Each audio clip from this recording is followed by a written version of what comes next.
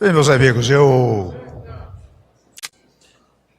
começo com uma saudação a todos, os ministros, parlamentares, membros da sociedade civil, e até confesso a vocês que no primeiro momento eu imaginei uma reunião em que nós teríamos 30, 40 representantes, talvez fizéssemos até na sala de reuniões ou na sala de audiências, mas nós nos surpreendemos positivamente com o interesse extraordinário por essa reunião. É uma reunião de trabalho, portanto, inteiramente informal. E por informal que é, vocês percebem que logo eu assumi aqui a tribuna para dar umas palavras inaugurais e depois ouvir aqueles que já se inscreveram para manifestar-se e aqueles todos do auditório que queiram fazê-lo. Na verdade, é uma reunião sem hora para terminar. Se nós formos até meia-noite, não tem importância, que não temos mais agenda, não é? Mas o objetivo é exatamente este, é trazer o apoio que já tem sido dado extraordinariamente por todos os setores que estão aqui representados. Muitos dos senhores e das senhoras já tiveram contato comigo, de modo que eu os conheço a todos, quase a maioria, penso eu. E hoje foi um dia muito produtivo nessa pregação, que nós começamos com a posse do Dr. João Martins, da CNA, uma posse prestigiadíssima, onde eu tive a oportunidade de, pedindo a ele licença, depois de, naturalmente, dizer, como tenho dito muitas vezes, que a agricultura e o agronegócio têm sido um dos alicerces da economia brasileira, eu pedi licença ao João Martins para fazer uma pregação esclarecedora referentemente à Previdência Social. E tenho feito assim em vários encontros que tenho tido. E tem sido, penso eu, extremamente útil. Em primeiro lugar, para repor a verdade, porque me surpreendo negativamente com as inverdades que são ditas referentemente à Previdência Social. E também, nestes últimos tempos, eu devo registrar, em face de uma comunicação muito adequada do governo, por meio dos meios vários de comunicação, rádio, televisão, jornais, as coisas vêm sendo esclarecidas. E além do esclarecimento próprio que o governo faz, há os apoios muito espontâneos, muito verdadeiros, de várias associações que fazem publicações dos jornais. E sobre fazerem publicações, ainda hoje um dos jornais diários dizia que os setores estão procurando os deputados pessoalmente, indo até, acho que houve um certo exagero da notícia, indo às suas casas para convencê-los da indispensabilidade da reforma previdenciária. Os senhores sabem que nós estamos colocando o Brasil no século XXI. As reformas que foram feitas, todas elas tiveram e estão tendo os melhores resultados. Não é sem razão que de uns tempos a esta parte, creio de 4, 5 meses para cá, a economia começou a dar um salto extraordinário, não esperado. Meirelles, eu e todos esperávamos Robinson, que isto tardasse mais algum tempo, mas o fato é que os resultados vieram muito rapidamente. Se eu quiser fazer apenas um exemplo, eu cito aqui o nosso presidente Pegali, que aconteceu no setor automotivo nestes últimos meses. E nós, interessante, toda a proposta que nós fizemos, primeiro o teto dos gastos públicos, e é interessante, são coisas tão triviais, né?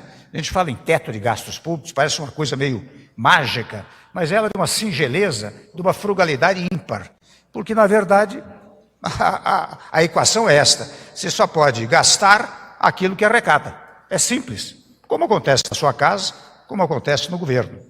E nós propusemos o teto dos gastos, depois, convenhamos, propusemos a reforma do ensino médio, que vinha desde mais de 20 anos, eu me recordo, presidente da Câmara que fui pela primeira vez em 1997, 20 anos depois, nada da reforma. O que se dizia apenas, a FIF, era que o aluno do ensino fundamental, do ensino médio, tinha dificuldade para escrever, para falar o português, não conhecia história, não sabia multiplicar, etc., né? E nós fizemos a reforma do ensino médio muito velozmente, como fizemos algo que era ansiado, desejado, postulado, questionado durante anos e anos, que era a questão da modernização trabalhista.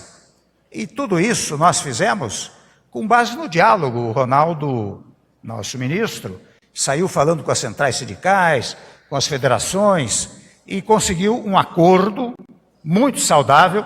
Depois, naturalmente, o Congresso trabalhou em cima do projeto original, e assim foi feito. Como a reforma do ensino médio também, o Mendonça Filho sabe o quanto enfrentou durante a tramitação da reforma. Mas ela foi aprovada, e aprovada tem o aplauso e o apoio de praticamente toda a área educacional brasileira. Se eu quisesse mencionar mais algumas, eu diria essa questão do pré-sal, da exploração do pré-sal, que havia uma exigência que desde o primeiro momento eu me posicionei contra, que era a obrigatoriedade da Petrobras participar com 30% de todo e qualquer empreendimento. Às vezes nem interessava a Petrobras. Nós fomos capazes, tivemos a ousadia, mais do que coragem, de modificar, já que tramitava pelo Congresso Nacional, um projeto de lei. E assim foi feito, e isso facilita muito as concessões, privatizações, etc. Ainda hoje, aqui na área da agricultura, nós temos tomado as mais variadas e saudáveis medidas para a desburocratização e para a responsabilidade dos próprios agentes da agricultura. Não é? O agronegócio vai bem por conta própria, mas também nós temos no Blairo uma figura que leva adiante essas posições. E, claro, já pelo que eu descrevi, e outras tantas medidas no setor educacional, no setor da cultura, no setor de telecomunicações e ciência e tecnologia, nós temos tomado as mais variadas medidas. Tudo isso tem uma ligação com a chamada responsabilidade fiscal, mas também a responsabilidade social. Está aí o Osmar Terra, que tem feito um trabalho excepcional em matéria de direitos sociais, que ao contrário de reduzi-los, foram ampliados ao longo do tempo, graças ao trabalho que lá se desenvolve no tópico das obras. Está aqui o Maurício Quintela. Agora eu sou obrigado a falar de todos os ministros, né? Está aqui o Maurício Quintela, com o Moreira Franco, com o Padilha, que trataram desses temas, não é? E estão acabando obras que causavam um prejuízo, Diogo, extraordinário. O Diogo de vez em quando segurava um pouco de dinheiro, mas eles insistem e conseguem as verbas para tanto. Muito bem, a partir daí foi preciso dizer, bom, nós precisamos fechar esse ciclo reformista. Aliás, fechar não, dar continuidade a ele, porque ao falar neste momento de uma das reformas mais fundamentais para o Estado brasileiro, que é a reforma da Previdência, eu ainda quero depois levar adiante, o Gastão está tratando desse assunto com o Meirelles, com o Rachid, com todos, a chamada simplificação tributária, porque este cipoal tributário que existe no nosso país traz o maior desconforto para todos os empresários. Eu, com frequência, ouço empresário me contando que precisa manter de 50, 70, 80 servidores, trabalhadores, para cuidarem do recolhimento tributário. Não é? A simplificação que nós estamos fazendo, no tópico da micro e pequena empresa, como o AFIF e outros tantos que trabalham nessa área também, o desenvolvimento social, nós temos prestigiado as micro e pequenas empresas, temos prestigiado os agricultores familiares. Basta dar um exemplo. Eu vou aproveitar, eu estou falando um pouco demais, mas preciso aproveitar a presença dos senhores aqui. No Nordeste, por exemplo, lá no Banco do Nordeste, havia débitos, Zé Carlos, de pequenos agricultores, agricultura familiar, 20, 30 mil reais, você não conseguia pagar, e aquilo virava 50, 100, 150, ficava impagável, ou seja, impossibilitado de pagamento, não é?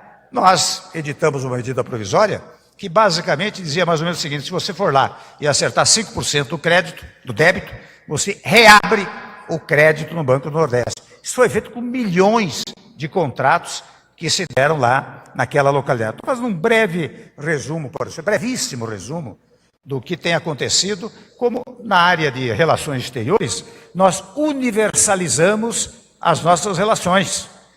Nós não ideologizamos as nossas relações, nós universalizamos as nossas relações como convém a um governo que se quer democrático, participativo e universalista. Então, nós temos feito muitas coisas. Muito bem, chegamos ao tópico da Previdência Social.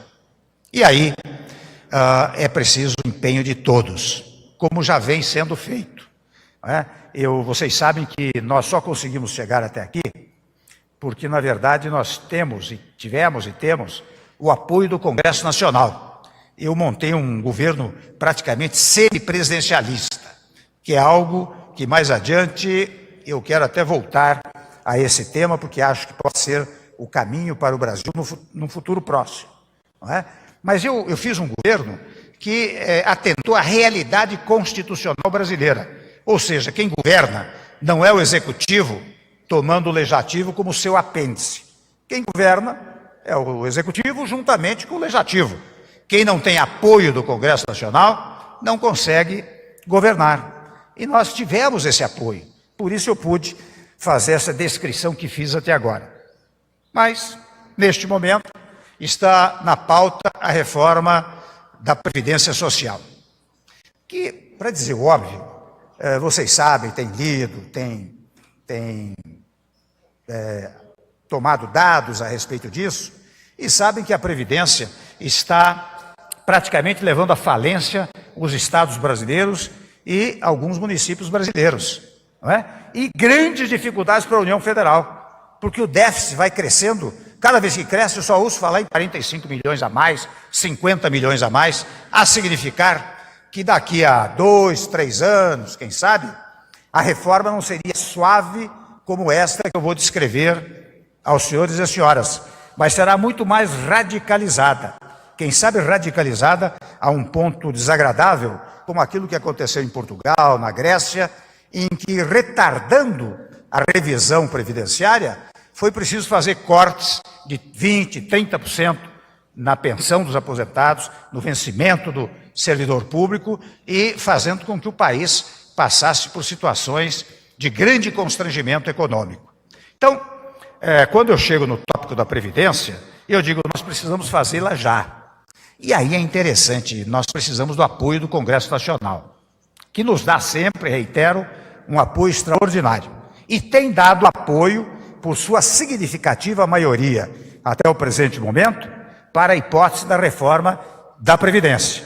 Mas é uma reforma que, por ser emenda constitucional, demanda 308 votos na Câmara dos Deputados. E nós estamos, convenhamos, próximos de um ano eleitoral. E é mais do que legítimo,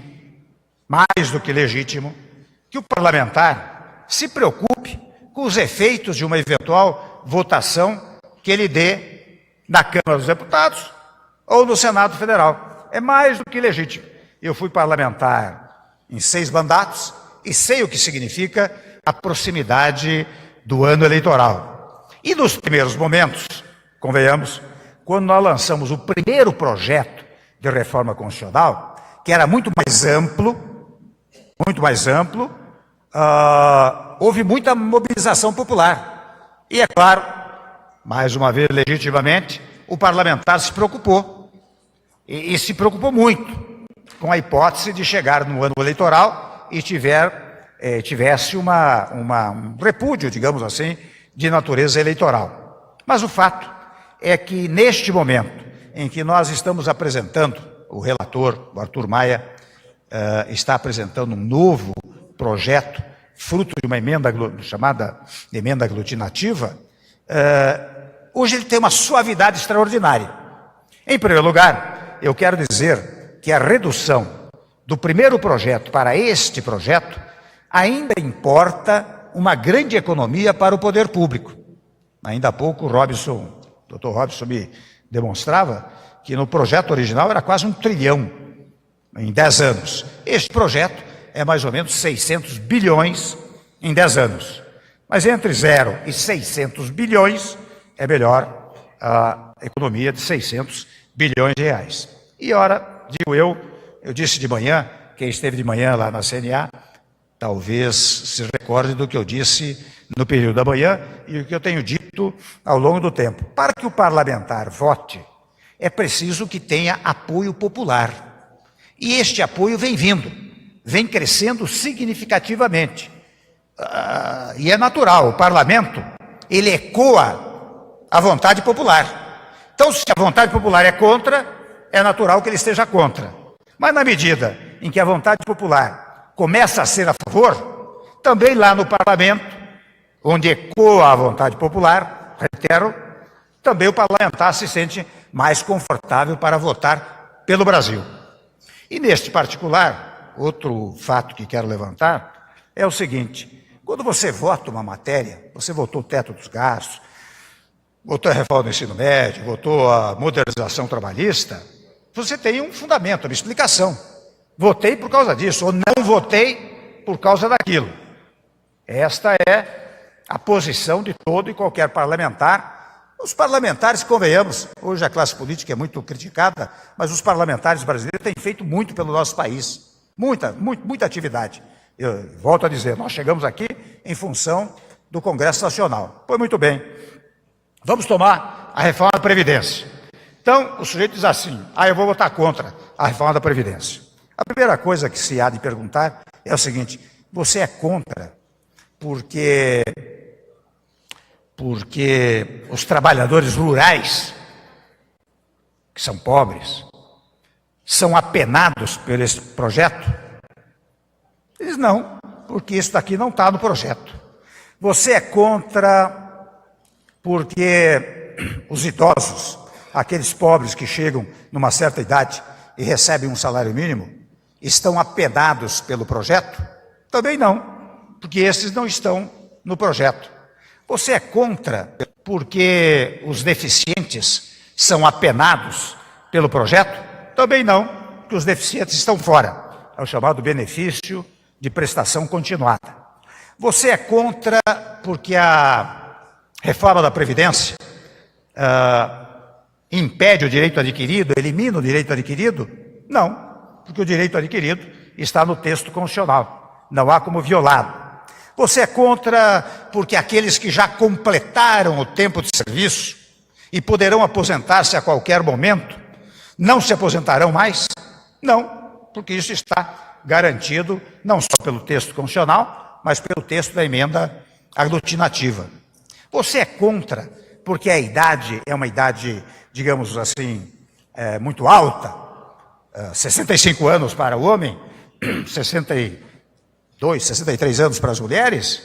Se não, porque na verdade, hoje, e eu quero repetir isto em letras garrafais, hoje o homem se aposenta com 55 anos e a mulher com 53 anos. E eu digo isto para desfazer uma falsidade, talvez esteja, não gosto de usar vocábulos muito fortes, né? Mas uma falsidade que se alardeia. E se alardeia até publicamente, porque eu vejo alguns setores que vão para a televisão para dizer, como tem uma placa, os senhores saíram do aeroporto, alguns, devem ter cruzado com uma placa que diz assim: Temer quer que você trabalhe até morrer. Essa é a placa que tem no aeroporto. Ora, só se a pessoa morrer antes dos 55 anos, né? Ou dos 52, se for mulher. Né? Mesmo daqui a 20 anos, que vai chegar a 65 anos, está aqui o Marcelo Caetano, que trabalhou muito nisso com Padilha e com Meirelles, chega a 65 anos daqui a 20 anos, porque a cada 2 anos é que haverá um ano a mais. Então, a pergunta que inicialmente eu fiz, ele também não, porque, convenhamos, o cidadão se aposenta com 55 anos. Você talvez seja contrário, porque hoje os trabalhadores mais pobres, eles são obrigados a chegar até os 65 anos, porque a ideia dos 35 anos de contribuição é subsistente da Constituição Federal, e como o trabalhador mais pobre, muitas vezes ele rompe o contrato, trabalha informalmente, não completa os 35 anos de contribuição, ele dirá não, porque hoje o tempo de contribuição será de 15 anos. Portanto, a facilitar a aposentadoria daqueles que mais pobres são obrigados a chegar aos 65, talvez possam aposentar num prazo ainda mais curto. Mas então por que você é contra? Daí sim surge talvez o único argumento verdadeiro, que é o argumento da chamada demasia, que alguns chamam de privilégio. O que é a demasia ou o privilégio? É o rompimento do princípio da igualdade enaltecido pelo nosso texto constitucional. Quando a Constituição diz homens e mulheres são iguais em direitos e deveres, a soberania popular está a dizer, só pode existir uma desigualação, uma desequiparação, se houver uma razão lógica para uma determinada discriminação. Então, vou dar um exemplo claro. Você tem um concurso para penitenciária masculina ou para penitenciária feminina. Numa ou noutra hipótese, o edital diria só se admite homens ou só se admite mulheres. Embora previsto o princípio da igualdade, ninguém pode ir ao judiciário, não, eu quero prestar concurso aqui para penitenciária feminina ou para penitenciária masculina, porque há uma correlação lógica entre a discriminação e aquilo que leva a discriminar. É assim que se entende o princípio da igualdade. Pois muito bem, nesse particular eu pergunto, há alguma relação lógica entre a discriminação que se faz do trabalhador da iniciativa privada e do trabalhador do serviço público? Por acaso, o trabalhador do serviço público tem uma atividade mais árdua, mais penosa, mais perigosa, mais difícil do que o trabalhador da iniciativa privada? Há alguma razão para essa discriminação? E a resposta é não. Contudo, no sistema atual, há uma violação ao princípio da igualdade, porque muitos percebem, ganham, muito além dos 5.330, qualquer coisa assim, que é o teto do INSS. O que nós estamos fazendo é igualar os servidores públicos com os servidores privados. Então, o que vai acontecer é o seguinte, quem, por exemplo, estiver ganhando até 5.330, ou 300, agora o número correto não me ocorre, mas quem estiver ganhando mais do que isso, vai ter que fazer uma previdência complementar, a significar que mesmo aqueles que ganham mais, ganham 20, 30, 33 mil, não vão ter prejuízo. O que eles vão ter? Sim, um pequeno prejuízo. Em face da adesão a uma previdência complementar, ele vai ter que talvez pagar 500, 700, 800, R$1.000, não sei, durante um certo período, para poder aposentar-se com a integralidade. Se não o fizer, se aposentará pelo nível do INSS. Isso, aliás, não é novidade, porque já está determinado na legislação federal. O que nós estamos fazendo é salvar os estados e municípios. Os senhores têm acompanhado o drama dos estados, e o Meirelles muito mais, porque a todo momento os estados vêm aqui ou para pedir recuperação fiscal ou para pedir um auxílio, porque não conseguem subsistir, tendo em vista o quê? O problema previdenciário dos respectivos estados brasileiros e, de igual maneira, os municípios. Então, esta é a única modificação que nós estamos fazendo. Ora bem, se é assim, a pergunta que inicialmente eu fiz, só se pode responder: eu sou a favor da reforma, aliás, contra a reforma previdenciária, sou a favor dos privilégios, sou a favor da desigualdade, sou contra a igualdade entre estes dois setores. Então, meus amigos, eu estou fazendo essa introdução. Vejam que é um tema difícil, tema complicado.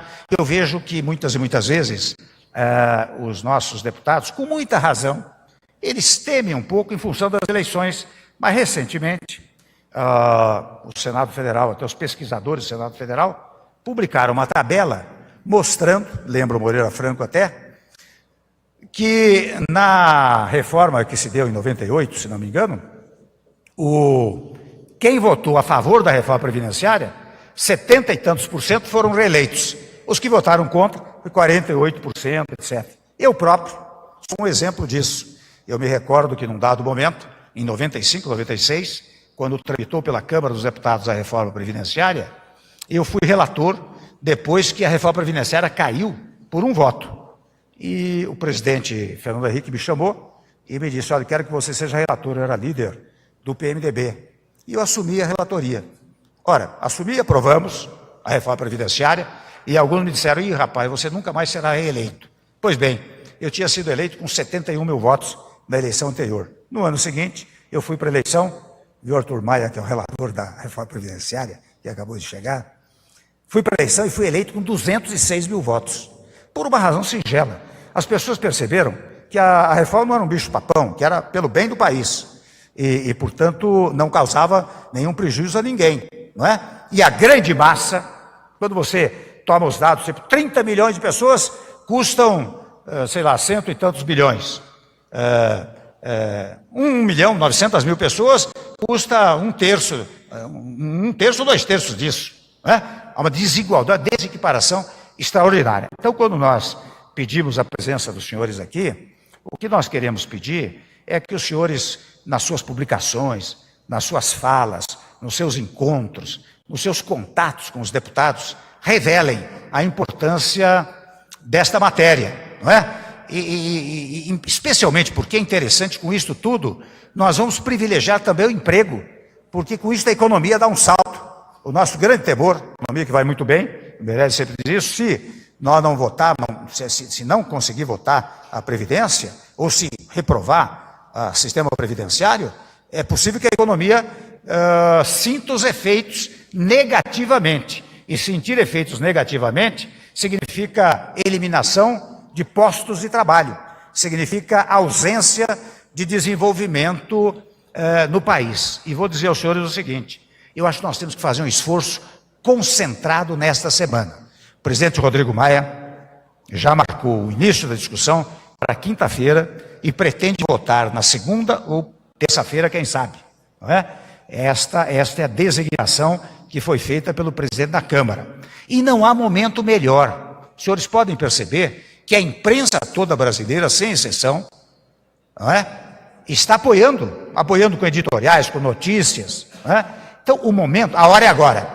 Por isso nós temos que aprovar neste ano, não é? Evidente que não se poderá dizer: bom, mas se não aprovar nesse ano é uma derrota. Não será, porque o Rodrigo mesmo já disse. De qualquer maneira, isso vai ficar na pauta o tempo todo. Ora, ficar na pauta o tempo todo significa que não haverá candidato a presidente, candidato a governador, candidato a senador, candidato a deputado federal, que não será questionado a respeito da sua posição quanto à reforma previdenciária, seja no próximo ano ou seja em 2019, que nós não queremos que aconteça, nós queremos que aconteça agora, porque acontecendo agora, você tira isso da frente, não é? Você vota isso agora na Câmara, vota em fevereiro no Senado e tira isso da frente, e todos vão verificar que foi pelo bem do país. Por isso que eu vim, mais uma vez, pedir aos senhores, fazer essa reunião de trabalho, para que os senhores e as senhoras possam ligar para o seu deputado, ligar para os colegas senador, ligar para quem seja, né? Dizer: olha, é importante, os setores produtivos do país querem isso. Eu conversei há poucos dias até com as centrais sindicais, que têm grande preocupação, e eu fiz esta exposição que eu acabei de realizar para os senhores, e eu verifiquei que acho que tem razão mesmo. Então, há uma consciência hoje de que é necessário é possível e não causa prejuízo para ninguém. Portanto, o que eu vou pedir, reitero, estou sendo repetitivo, mas o que eu reitero aos senhores e às senhoras é que façam esse trabalho. É de hoje a terça-feira que vem, segunda-feira, terça-feira. Eu acho que a imprensa vai repercutir muito o que nós todos estamos fazendo, o que os deputados estão fazendo, o líder Aguinaldo, o líder André Moura, os deputados todos, senadores, ministros, o que todos estão fazendo. É isso que eu peço aos senhores.